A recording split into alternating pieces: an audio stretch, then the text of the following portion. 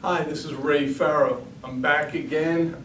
I'll tell you a little secret. We're actually taping 2 of these in one day. That's why I have the same clothes. I forgot to bring a shirt to try and trick you. As always, I'm so thankful to Mary, Dan, to Wes, to Steve, to all the staff.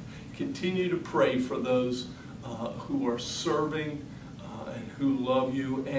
And look, this is just a part of my ministry, and I hope this week you're asking, as we're going through Isaiah, who stood and said, God, here am I, send me.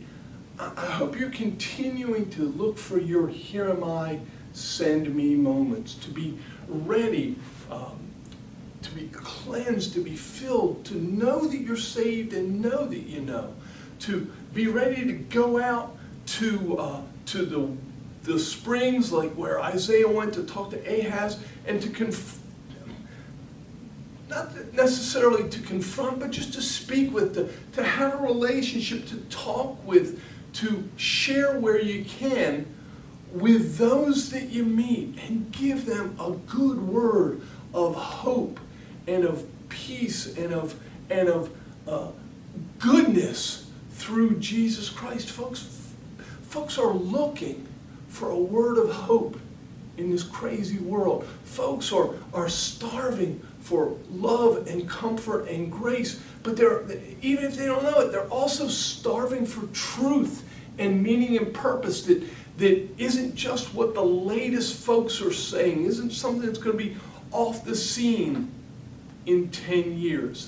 This is interesting to me. I just heard this week that the show Keeping Up with the Kardashians is no more. I'm trying to remember if 10 years ago, well, I guess it has been about that long, but 30 years ago, we never heard of a Kardashian. 30 years from now, do you think anybody's really going to remember that show much? Probably not. Other than, maybe when one or another passes away. But the name of Jesus, who He is, that's going to last forever, and that's what people need. So now as we go to our final lesson for September, God reigns, which we see in Isaiah 23, 8-18.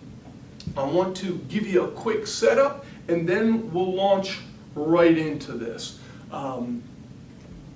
We've seen in the themes of Isaiah, we've seen that Isaiah is going to be preaching about the people's sin and the king's sin and failure not to trust God and to make Him their one and only king and protector, not to stay away from idolatry. We've seen God's judgment not only over the 2 kingdoms, the southern and the northern kingdom, but over other nations as well. And that's precisely what we're going to see here. This chapter is known as oracles, that is a prophecy, something that's being spoken against the nation.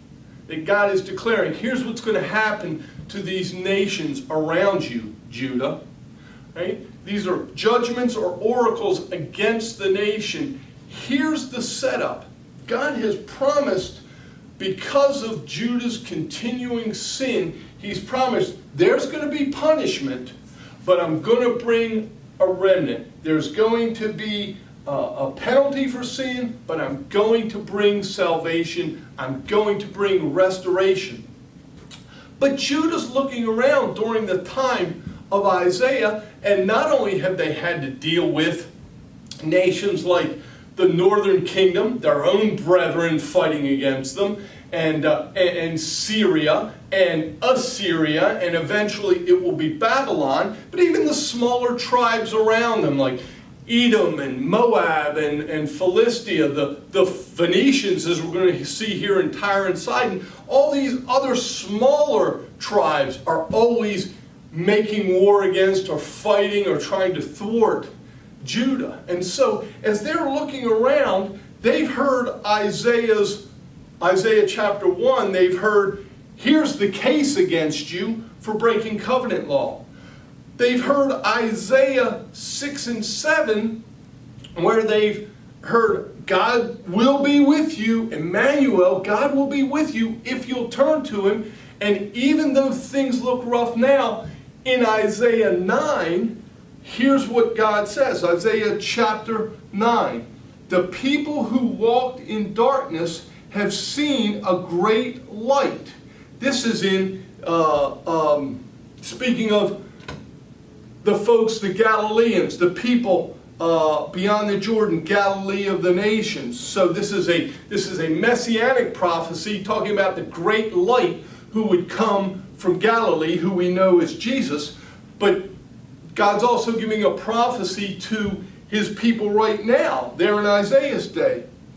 And he's saying, unto us a child is born, to us a son is given, the government shall be upon his shoulder. His name shall be called Wonderful Counselor, Mighty God, Everlasting Father, Prince of Peace. And the people of Isaiah's day they've heard this prophecy and they think, all these nations are around us. How can this be? You talk of this coming great kingdom, and we have seen the coming great kingdom where Jesus has become our Prince of Peace, our Wonderful Counselor. Jesus is Mighty God. But the people of Isaiah's day are going, how can we believe this is going to happen when all around us we see those who want to defeat us, and we're just not that strong? We're already a divided nation. We've seen those of us to the north be taken away. Things don't look good, Isaiah. When does that Isaiah 9 kingdom and the strength of God, when is that going to be made evident? And so in Isaiah 23, that's exactly what God is trying to say is, you guys are so worried. Why are you so worried? Because all these nations around you seem so great and so imposing, so immovable, and they're just ready to come and harass you and take your land, and you just feel like the smallest kid on the playground, and you look around for a dad to come walking on the playground to have your back. God says, I want to let you know that's who I am. And he's going to unleash through Isaiah these oracles or judgments he begins with Babylon, and he goes all the way through to Tyre to say, here's how I'm judging these nations. And so verse 23 begins, here's the oracle or the judgment concerning Tyre. Wail, O ships of Tarshish, for Tyre is laid waste without house or harbor. From the land of Cyprus it's revealed to them. Be still, O inhabitants of the coast, the merchants of Sidon who crossed the sea. The merchants of Sidon who crossed the sea have filled you. And on many waters your revenue was the grain of Shihor, the harvest of the Nile. You were the merchant of the nations. Be ashamed, O Sidon, for the sea has spoken, the stronghold of the sea, saying, I have neither labored nor given birth, I have neither reared young men nor brought up young women. When the report comes to Egypt, they'll be in anguish over the report about Tyre. Cross over to Tarshish, wail, O inhabitants of the coast. So you say, what does all that mean? What's all that background? Well, basically, Tyre was a trade city up above Judah on the coast that had a natural harbor. And because there weren't many harbors along the western Mediterranean Sea coast, Tyre had a great natural advantage. They had great wealth because they were a trading port and a trading city. They had great prestige. They had popularity as a place. They had been in existence a long time. They were well fortified. In fact, not only did they have a town along the coast, but to protect themselves further, they went out and they built an island there in the sea with walls and fortifications to try and protect themselves against others. And so Tyre, if we think about a rich, influential capital and center of commerce that has a natural harbor where people flock to. This oracle against Tyre falling, the people of Isaiah's day in Judah, they would have just thought, wow, can it be a city as great as Tyre is going to fall? It would be as if today we heard New York City within 3 years is going to be completely decimated and no more. The New York Stock Exchange will be in ruins and rubble. The seacoast will be obliterated, and 8.5 million people will be dead, gone, or scattered to the winds. If we were to get an oracle like that, we think, all right, sure, New York has had its problems, and 9/11 and storms have hit, but completely gone? It would be that way for us to think about the entire financial markets of New York and the cultural and trading centers being gone. Not just a World Trade Center falling, but a whole city falling. That was kind of what it would be when these people were hearing. That's kind of the parallel situation. And so God begins, after saying Tyre is going to fall, and people will be going, how? Why? Who's going to take it over? How's this going to happen? Now, as we know, during the time of Isaiah, he makes prophecies to say, look, the northern kingdom of Israel, they're going to fall. They're not going to take over Tyre. Syria, they're not going to demolish Tyre. Even Assyria, by 610, they're going to be done. Who's going to bring this about against Tyre? Well, it's going to be the very same person who brings judgment against Assyria, against the northern kingdom, against Syria, against Babylonia, against, you name it, you pick. The ruler, the kingdom, the prince, the little g God. Who's going to bring judgment? It's the God who controls all the earth. That's what these people would ask. How can this happen? Who is in such control that they can defeat this coastal empire? God and Isaiah asked rhetorically, who has purposed this against Tyre, this destruction, so that the merchants of Tyre are going to be wailing? He even says in the very first line of the chapter, wail, O ships of Tarshish. Tarshish was probably a city over in Spain who would trade across the Mediterranean with the traders in Tyre. And he says, in personalizing the ships of Tarshish, he's basically saying, oh, you ships of Tarshish, you sailors, you traders, you ships that go over to Tyre and get goods and pay for them and bring them back into Spain and other places. It's as if he's saying, you very ships themselves, you ought to be crying and wailing because Tyre is going to be laid waste without house or harbor. Basically, the town and the port are going to be gone.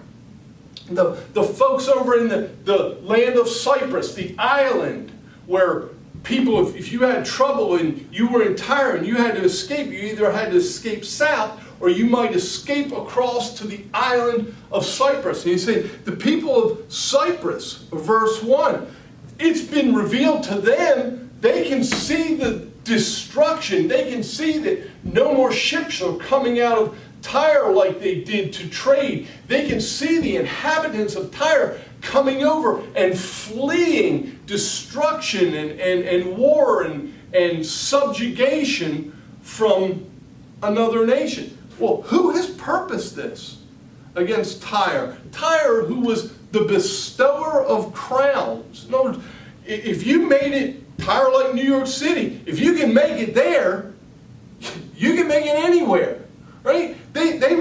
Their merchants would be like kings. They were so rich. It would be like today in the financial world bestowing crowns and power and fame, we say, well, who gets that? Well, you ever heard of a fellow named Bill Gates? Who do you think has more money? Bill Gates or President Donald Trump? Gates. How about Warren Buffett? Who's got more money? Buffett or Trump? Who's got more money? Bezos or Biden?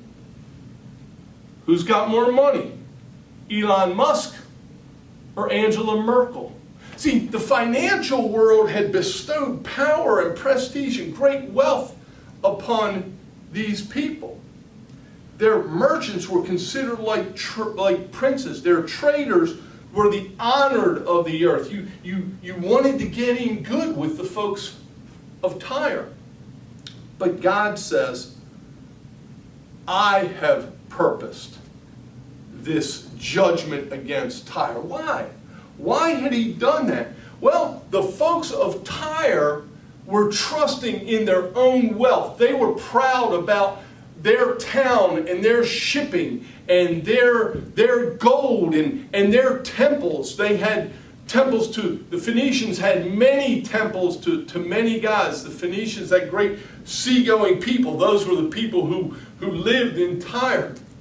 They had Melkart, for instance, was one of their gods, and he was the god of the sea and the god of shipping and the god of civilization. And so even Alexander the Great came and offered in the temple to Melkart their entire. He even came and he made a sacrificial offering. And so God said, I've purposed this against the Phoenicians and against the town of Tyre, because rather than following me, they follow other gods, other idols, other gods of this or that, grain or sea or crops or trading. They follow these things that are all in my control. Nature is in my control. The seas and the clouds and the rain, that's all under my hand. Think back to Genesis chapter 1, where the Lord makes the sea, and then he separates it and makes the land. Who stops the waves from coming further on the sand? God's hand stops that. And God has looked at this proud people who give him no honor and glory, who follow these other gods, and says, I am the one who controls all the earth, and so I'm going to make this pronouncement. And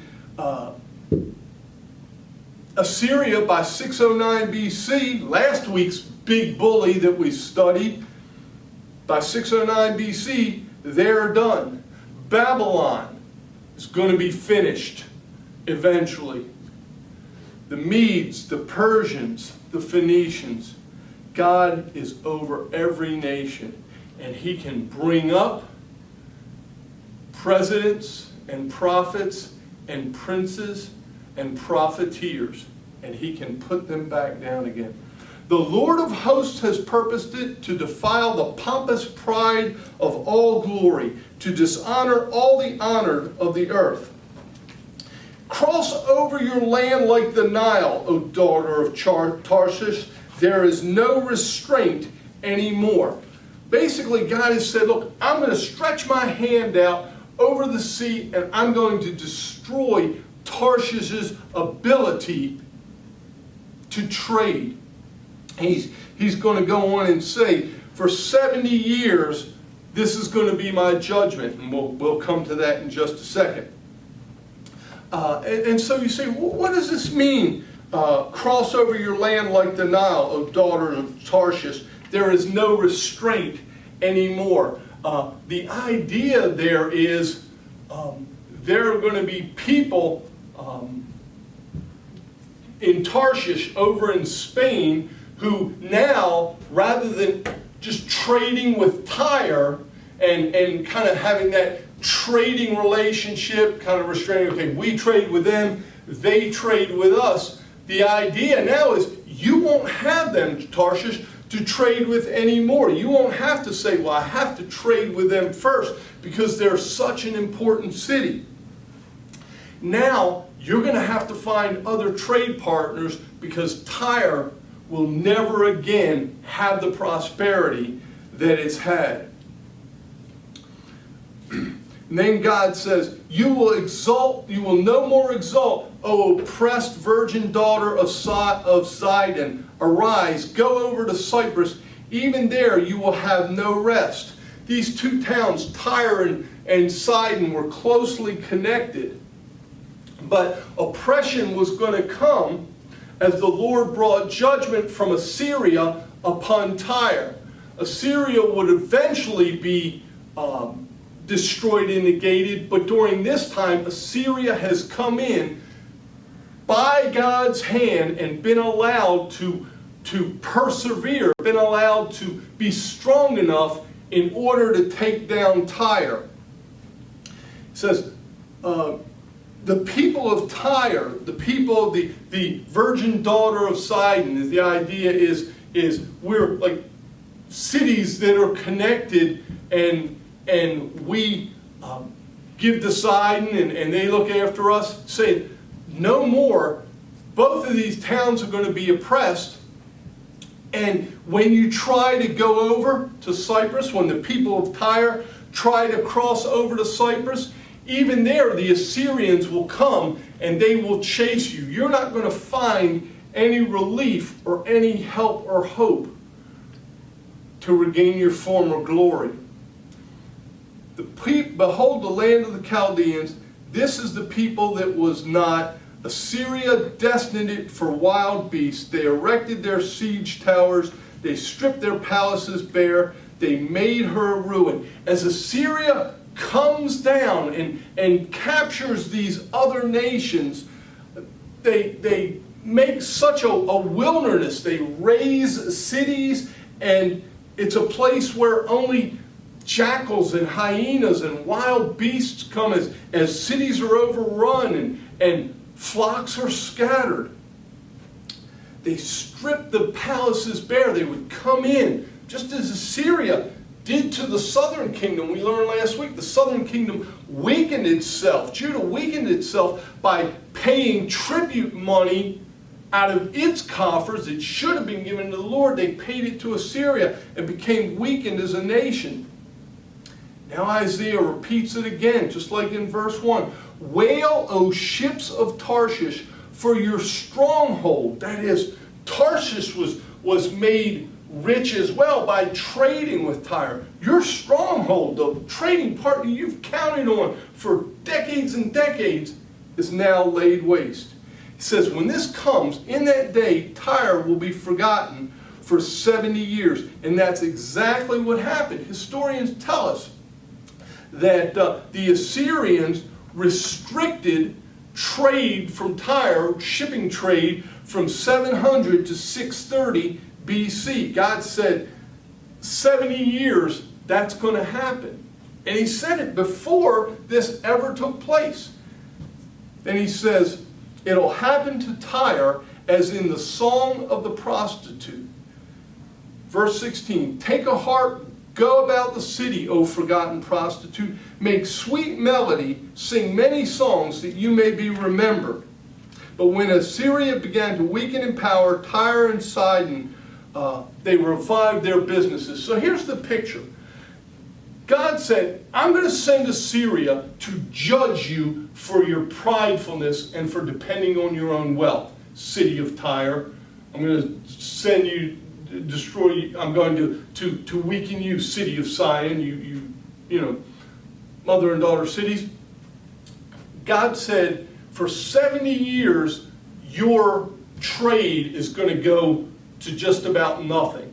And even then, when I weaken Assyria, because I'm the God over all nations, you think Assyria is this strong, major power ruling all the world? I can pluck them up as easily as I pluck you up, God would say.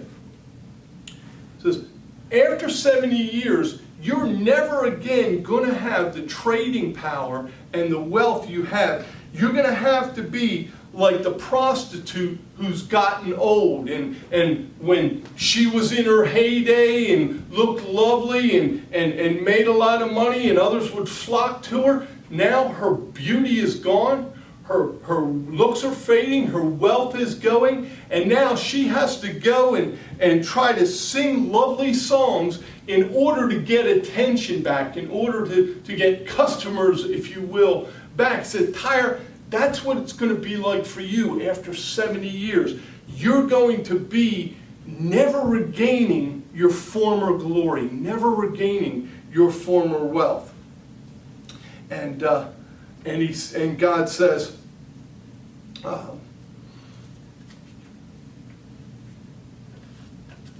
in verse 18, God looks ahead to the Messianic kingdom when the wealth of Tyre would flow into the people of the Lord. Here it says, at the end of 70 years, the Lord will visit Tyre, and she will return to her rages and will prostitute herself with all the kingdoms of the world on the face of the earth. Her merchandise and her wages will be holy to the Lord. Verse 18. It will not be stored or herded, but her merchandise will supply abundant food and fine clothing for those who dwell before the Lord. So the picture is, as verse 17 ends, there's going to be a time when Tyre will be, utterly without full and great and wealthy trade, and then she'll try to come back again. But when that happens, rather than being able to hoard her wealth and being able to take it all in for herself, God says, then, because the people the people she trades with now, Tarshish and Egypt and these other coastline communities, they will have found other folks to trade with, and she'll have to trade with who she can get. Rather than being a major player and being able to hoard her money, she'll have to give it out to others to get food. She'll have to give it out to others in order to be protected. And other people who have made money here in her land, they'll go into other nations, and even some of the money that she tried to hoard will be given to the people of God, whether it would be in offering or in sacrifice or just in trading and buying and selling. Judah is being told, look, you think Tyre is one of the major players in the world. God will bring her down.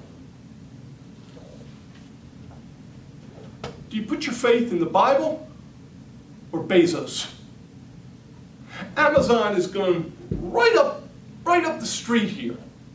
Right up the street. And Jeff Bezos is likely to be the world's first trillionaire.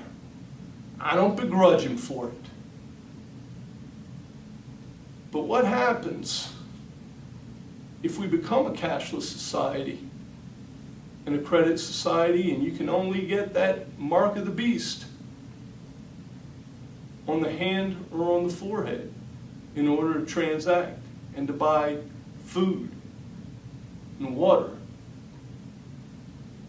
and medicine for your children, for your grandchildren, and for your grandmother? I'm not saying that's happening tomorrow, but I look around this world, before the Wall Street collapse, before the housing bubble, before COVID-19, and I see the nations of the world putting their faith and their trust in this market and that commodity and this mineral and that industry. And folks, what have we seen? The strength of an economy can vanish like that. This that we're seeing today is nothing like the Great Depression or the early 1920s, nor is it anything like what we're going to see eventually in Revelation 17. And I want to close with this. Tyre, when she tries to regain her wealth and her prominence and her beauty and luxuriousness, is compared to a prostitute. And in Revelation 17, here's the picture. Then one of the seven angels who had the seven bowls came and said to me, this is Revelation 17:1. Come, I will show you the judgment. This whole chapter is about judgments upon the nations. Come, I will show you the judgment of the great prostitute who is seated on many waters. Kind of sounds like Tyre, like a prostitute trying to regain her former wealth and glory. I'll show you the judgment of the great prostitute, with whom the kings of the earth have committed sexual immorality, and with the wine of whose sexual immorality the dwellers on earth have become drunk. This is the picture. Debauchery, great financial wealth, but no spiritual insight, immorality of the flesh, lust of the eyes for all the beauty and trinkets and treasures the world has. But God says, the dwellers on earth have become drunk in this idea of world commerce and getting all you want and having great riches. These great merchants and traders care nothing for God. And he says, and he carried me away. God carried John away in the spirit into the wilderness. I saw a woman sitting on a scarlet beast full of blasphemous names. And it talks about the woman who was arrayed in purple and scarlet and adorned with gold and jewels and pearls. And in her hand a golden cup full of abominations and impurities. And on her name was written Babylon, on her forehead was written the name Babylon the Great, mother of prostitutes and of earth's abominations. And she was drinking from a cup the blood of the saints, the martyrs of the followers of God, the martyrs of Jesus, they're called. And when I saw her, I marveled greatly. And the picture is just like the people of the kingdom are looking at Tyre and saying, who will ever take her down? John is looking and saying, who's ever going to take down this great prostitute and those who have commerce with her, this Babylon the Great, this great nation? And it says that these kings and these nations and these financiers and these warriors and these armies, they're going to come about against the beast who is Satan and against this great prostitute, the prostitute of Babylon, and they're going to make war on the Lamb. Verse 14, and the Lamb will conquer them, for he is Lord of lords and King of kings, and those with him are called chosen and faithful.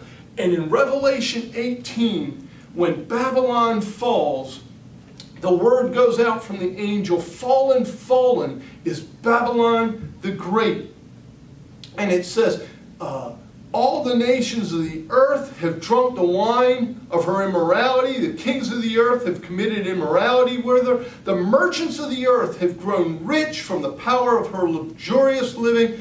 And it says that as they look upon her destruction, they weep and they wail, and smoke is going up, and Babylon the Great is being destroyed, and they cry out, alas, alas, for the great city that was clothed in fine linen. In a single hour, all this wealth has been laid waste. And the message from Genesis to Isaiah to Revelation is that God controls the fate of the nations of the world, and all those who put money or treasure or fame or fortune before a relationship with God will eventually be undone. And all those who have to bear and suffer for the name of God, all those who remain faithful, even when things around them don't look great, they will be avenged. The faith will become sight. So hold out, hold on, don't fear. Stay faithful, children of God, because his judgments, just like his salvation, always comes to pass. Thank you. See you in November.